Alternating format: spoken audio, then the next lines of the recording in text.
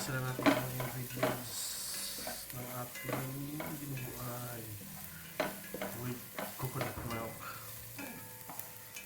First time paluto ng dinuguan. Mahalakas yung bilihin, kaya kailangan natin magtipid.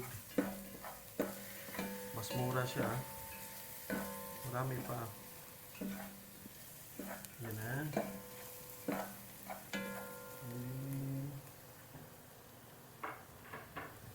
Ilalagay na natin yung ating ng baboy naman loob. Medyo malaki yung hiwa natin pero hindi naman ito binibinta.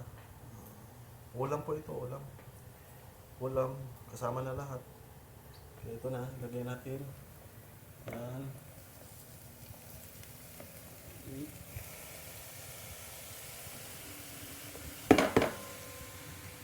Guys, marami yung ating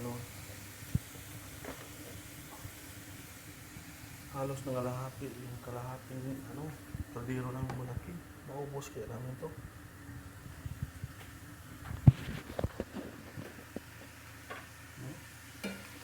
Ang dami naman talaga.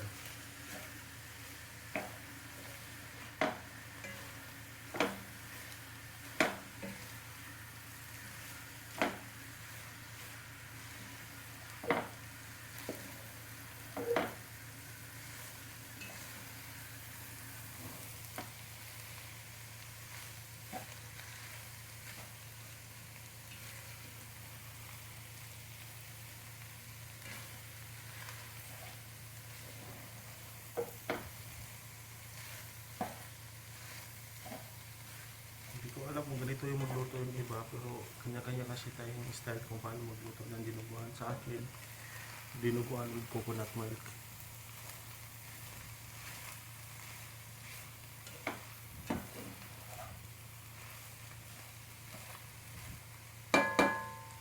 Bali na-adapt ko lang ito ang aking pagluto ng dinuguan ng aking kapatid noong 2015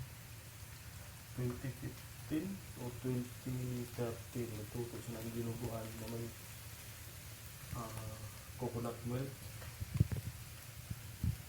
Natikman ko siya. Sarap naman siya. Kaya ngayon subukan ko ulit. Ang tagal na yun guys ha. Ang tagal. So 2013 na-adapt ko lang sa kanya. 2013 hanggang ngayon.